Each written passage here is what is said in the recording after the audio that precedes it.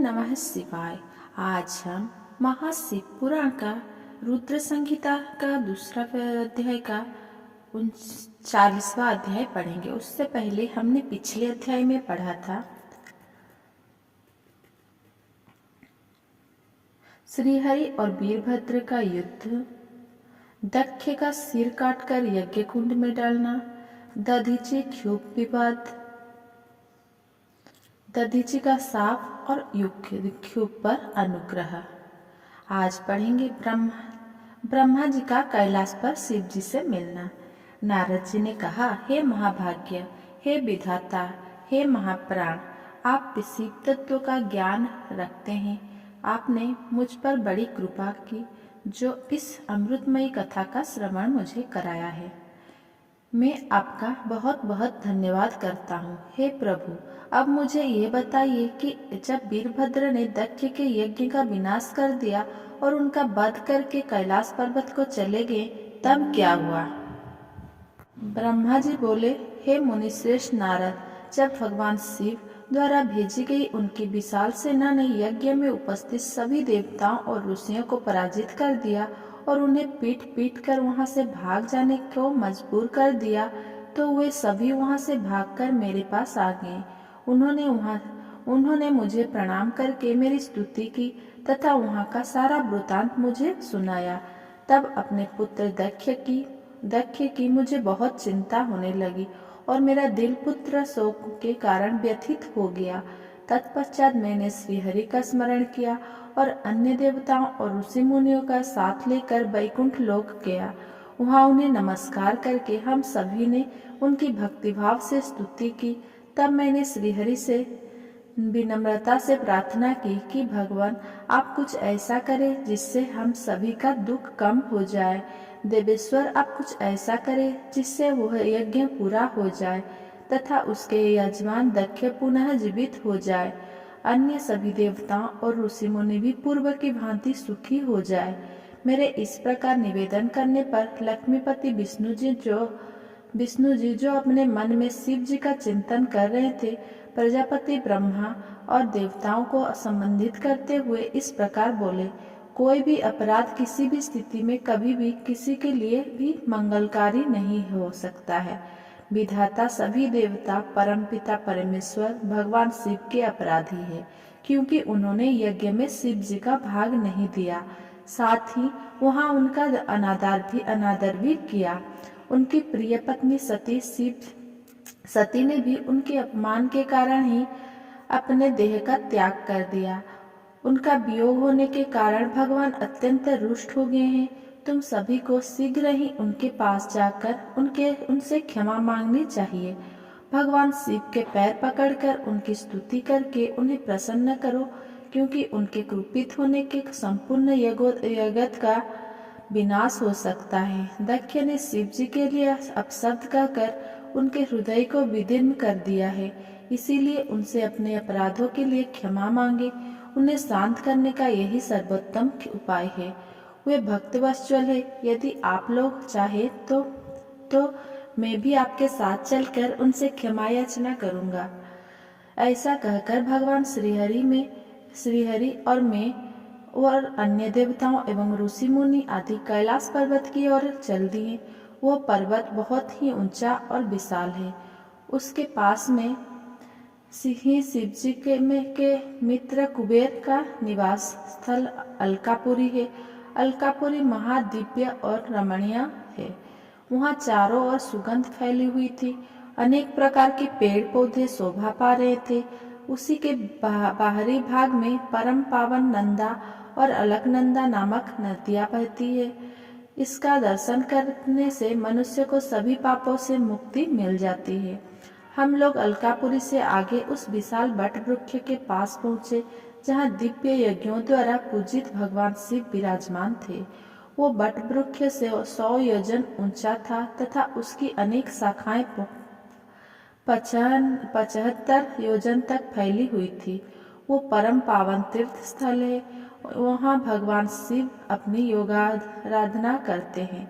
उस वट वृक्ष के नीचे महादेव जी चारों ओर उनके गणों थे और यज्ञ के स्वामी कुबेर भी बैठे थे। तब उनके निकट पहुंचकर विष्णु आदि समस्त देवताओं ने उनको बार बार नमस्कार कर उनकी स्तुति की। उस समय शिव जी ने अपने शरीर पर भस्म लगा रखी थी और वे कुशासन पर बैठे थे और ज्ञान का उपदेश वहां उपस्थित गणों को दे रहे थे। उन्होंने अपना बायां पैर अपनी दाईं जांघों पर रखा था और बाएं हाथ को बाएं पैर पर रखा था। उनके दाएं हाथ में रुद्राक्ष की माला थी। भगवान शिव के साक्षात रूप का दर्शन कर विष्णु जी और सभी देवताओं ने दोनों हाथ जोड़कर और अपने मस्तक को झुकाकर दया सागर परमेश्वर शिव से क्षमा याचना की और कहा कि हे प्रभु, आपकी कृपा के बिना हम नष्ट भ्रष्ट हो जा गए हैं, अतः प्रभु आप हम सब की रक्षा करें। भगवान, हम आपकी शरण में आए हैं, हम पर अपनी कृपा दृष्टि बनाए रखें। इस प्रकार सभी देवता और ऋषि मुनि भगवान शिव का क्रोध कम करने और उनकी प्रसन्नता के लिए प्रार्थना करने लगे। 41वां अध्याय, शिव द्वारा दक्ष को जीवित करना। देवताओं ने महादेव जी की बहुत स्तुति की और कहा, भगवान आप ही परब्रह्मा है और इस जगत में सर्वत्र व्याप्त है। आप मृत्युंजय है। चंद्रमा, सूर्य और अग्नि आप ही की तीनों आंखें हैं। आपके तेज से ही पूरा जग प्रकाशित है। ब्रह्मा, विष्णु, इंद्र और चंद्र आदि देवता आप से ही उत्पन्न हुए हैं। आप ही इस संसार का पोषण करते हैं। भगवान आप करुणामय है, आप ही दुष्टों का संहार करते हैं। प्रभु आपकी आज्ञानुसार अग्नि जलती है और सूर्य अपनी तपन से झुलसाता है। मृत्यु आपके भय से कांपती है। हे करुणा निधान, जिस प्रकार आज तक आपने हमारी हर विपत्ति से रक्षा की है, उसी प्रकार हमेशा अपनी कृपा दृष्टि बनाए। भगवान हम अपनी सभी गलतियों के लिए आपसे क्षमा मांगते हैं। आप प्रसन्न होकर यज्ञ को पूर्ण कीजिए तथा यजमान दक्ष का उद्धार कीजिए। वीरभद्र और महाकाली के प्रहारों से घायल हुए देवताओं को और ऋषियों को आरोग्य प्रदान करें, उन सभी की पीड़ा को कम कर दे। हे शिव जी, आप प्रजापति दक्ष के अपूर्ण यज्ञ को पूर्ण कर दें और दक्ष को पुनर्जीवित कर दें। भग ऋषि को उनकी आंखें, पूषा को दांत प्रदान करें। साथ ही जिन देवताओं के अंग नष्ट हो गए हैं उन्हें ठीक कर दें। आप सभी को आरोग्य प्रदान करें। हम आपको यज्ञ में पूरा पूरा भाग देंगे। ऐसा कहकर हम सभी देवता त्रिलोकीनाथ महादेव के चरणों में लेट गए। हमारी स्तुति और अनुरोध विनय से भक्त वत्सल भगवान शिव प्रसन्न हो गए। शिव जी बोले, हे ब्रह्मा, श्री हरि विष्णु, आपकी बातों को मैं हमेशा मानता हूँ, इसीलिए आपकी प्रार्थना को मैं नहीं टाल सकता। परंतु मैं यह बताना चाहता हूँ कि दक्ष के यज्ञ का विध्वंस मैंने नहीं किया है।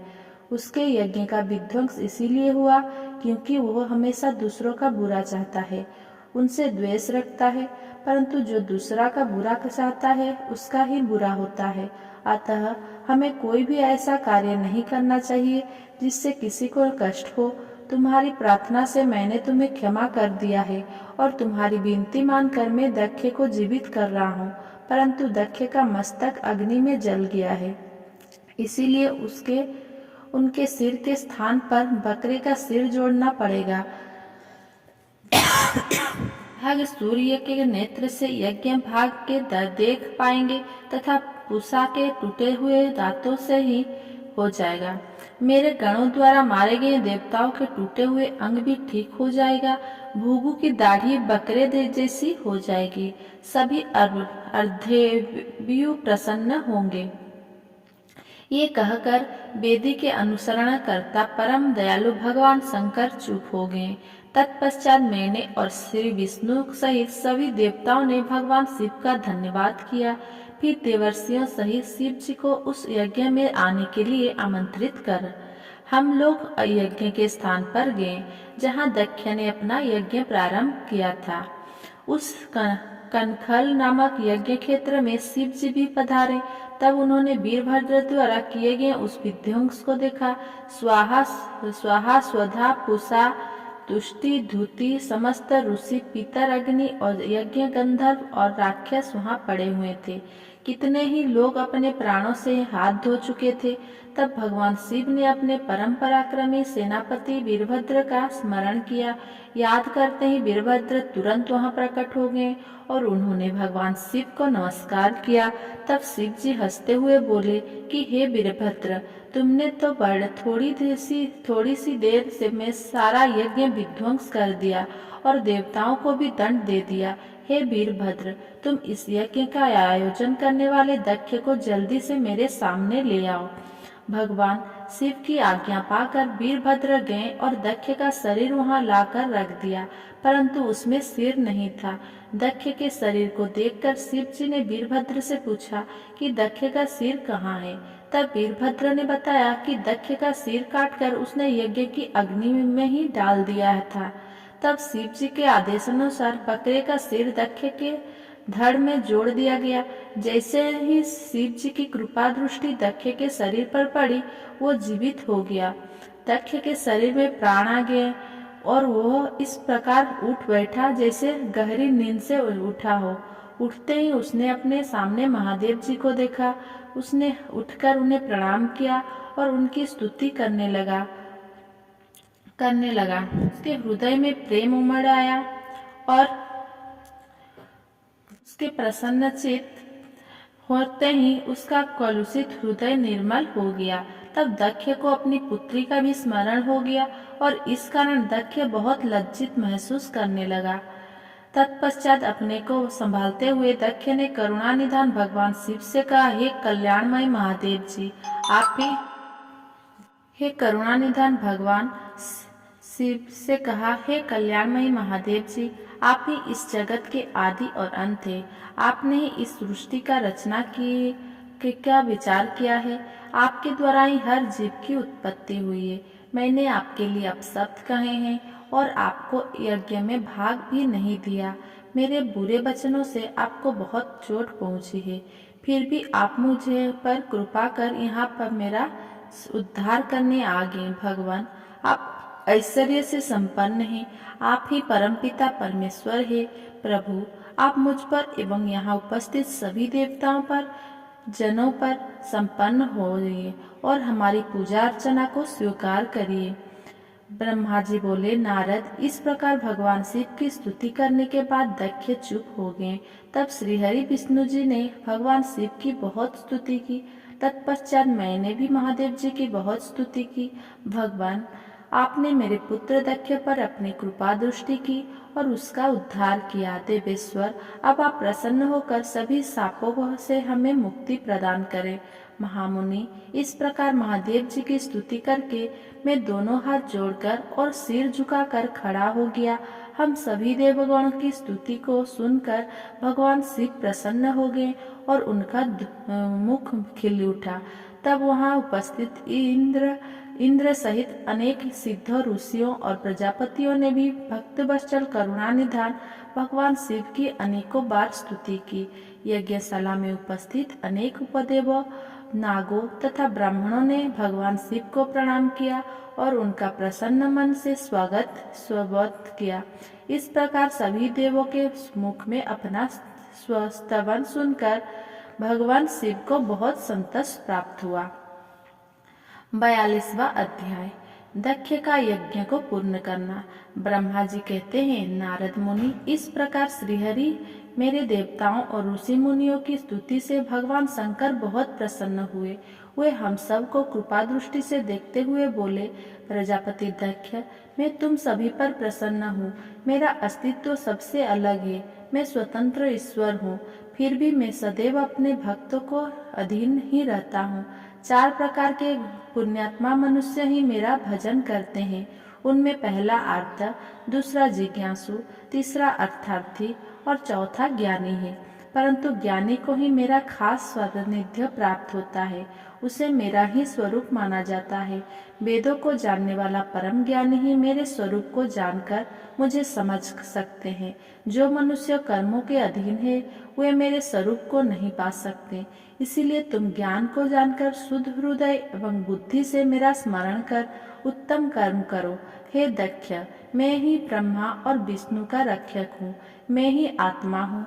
मैंने ही इस संसार की सृष्टि की है, मैं ही संसार का पालन करता हूँ, मैं ही दुष्टों का नाश करने के लिए संहारक बन सकता हूँ, उनका विनाश करता हूँ। दृष्टिहीन मनुष्य जो कि सदैव सांसारिक बंधनों और मोहमाया में फंसे रहते हैं, कभी भी मेरा साक्षात्कार नहीं कर सकते। मेरे भक्त सदैव मेरे ही स्वरूप का चिंतन और ध्यान करते हैं।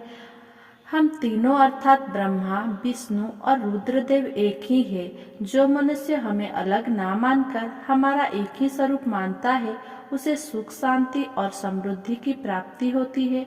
परंतु जो अज्ञानी मनुष्य हम तीनों को अलग अलग मानकर हमें भेदभाव करते हैं, वे नरक के भागी होते हैं।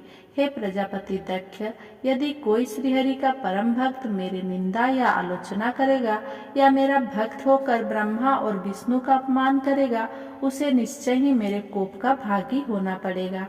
तुम्हें दिए गए सभी शाप उसको लग जाएंगे। भगवान शिव के इस वचनों को सुनकर सभी देवताओं, ऋषि मुनियों तथा श्रेष्ठ विद्वानों को हर्ष हुआ तथा दक्ष भी प्रभु की आज्ञा मानकर अपने परिवार सहित शिव जी की भक्ति में मग्न हो गए। तब सब देवता भी महादेव जी का ही गुणगान करने लगे। वे शिव भक्ति में लीन हो गए और उनके भजनों को गाने लगे। इस प्रकार जिसने जिस प्रकार से भगवान शिव की स्तुति और आराधना की, भगवान शिव ने प्रसन्नता पूर्वक उसे ऐसा ही वरदान प्रदान किया। तत्पश्चात भक्त वत्सल भगवान शंकर जी से आज्ञा लेकर प्रजापति दक्ष ने अपना यज्ञ पुनः आरंभ किया। उस यज्ञ में उन्होंने सर्वप्रथम शिव जी का भाग दिया। सब देवताओं को भी उचित भाग दिया गया। जब यज्ञ में उपस्थित सभी ब्राह्मणों को दक्ष ने सामर्थ्य के अनुसार दान दिया। महादेव जी का गुणगान करते हुए दक्ष ने यज्ञ के सभी कर्मों को भक्ति पूर्वक संपन्न किया। इस प्रकार सभी देवताओं, मुनियों और ऋषियों के सहयोग से दक्ष का यज्ञ सानंद संपन्न हुआ। तत्पश्चात सभी देवताओं और ऋषि मुनियों ने महादेव जी के यश का गान किया और अपने अपने निवास की ओर चले गए। वहां उपस्थित अन्य लोगों ने भी शिव जी से आज्ञा मांगकर वहां से प्रस्थान किया।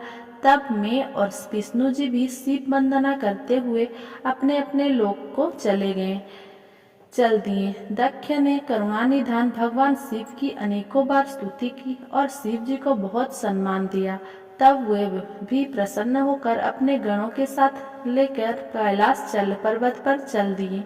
कैलाश पर्वत पर पहुंचकर शिव जी को अपनी प्रिय पत्नी देवी सती की याद आने लगी।